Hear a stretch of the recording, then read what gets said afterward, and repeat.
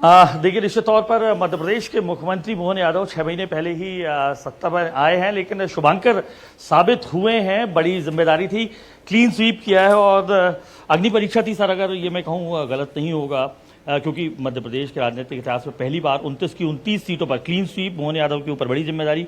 कैसे देखते हैं इस जीत को और कैसे लेते हैं?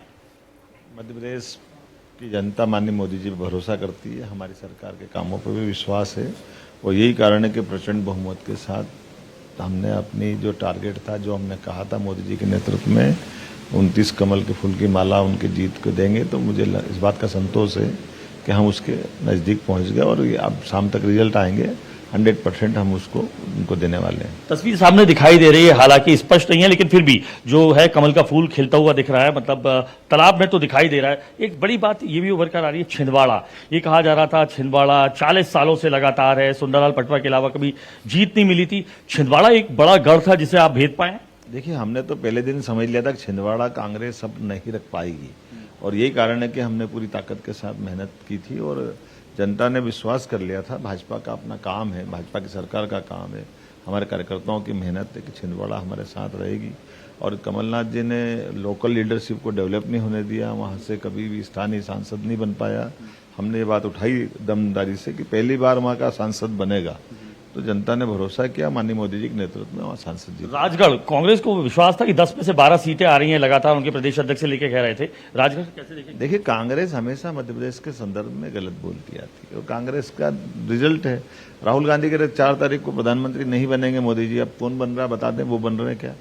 आज कांग्रेस की खुद की स्थिति ये है कि कांग्रेस 2014 में माननीय मोदी जी से हारने के बाद 115 सीट लाई थी, आज उस आंकड़े पे भी नहीं पहुंच पा रही।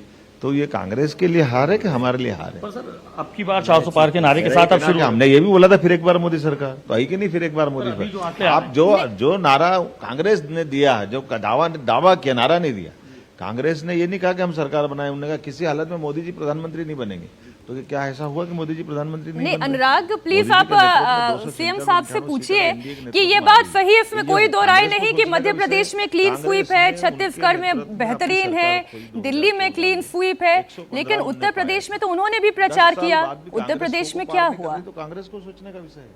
कांग्रेस जीतती ना इतनी सीटें, 125 साल पुरानी पार्टी है और उसकी ऐसी हालत हो रही है, कांग्रेस का विषय। एक सवाल जरूर ये आया है, आपने उत्तर प्रदेश में भी दौरा किया, बिहार में भी किया, उसके बावजूद उत्तर प्रदेश में सीटें कम दिख रही हैं। बिहार ऐसा नहीं है, 12 राज्यों में मैं गया हूँ और ये कोई मेरे जाने आने से नहीं, ये मोदी जी को लेकर के चुनाव हुआ है और मुझे इस बात का संतोष है कि पहली बार तीसरी बार फिर मोदी जी की सरकार बन रही है। ये फिर एक बार मोदी सरकार का ही आह्वान है और हमने सबने आज़ादी के बाद पहली बार ये रिकॉर्ड बनते देख रहे हैं। गैर कांग्रेसी सरकार माननीय मोदी जी के नेतृत्व में गैर कांग्रेसी प्रधानमंत्री फिर एक बार सरकार बना रहे हैं। ये बहुत बड़ी, दुनिया का सबसे बड़ा लोकतंत्र है, 100 करोड़ से ज्यादा जहां मतदाता है, ये मामूली बात नहीं है सरकार बनाना। 400 पार ये जो नहीं हुआ वो कह रहे, उनकी बात नहीं बता रहे। कांग्रेस वाले कह रहे थे ना कि नहीं बनेगी मोदी जी प्रधानमंत्री, तो फिर उनसे सारे नेता कह रहे थे कि बस 4 तारीख बाद ये सर्वे झूठे हैं, ये है वो है। कितना आप लोगों के लिए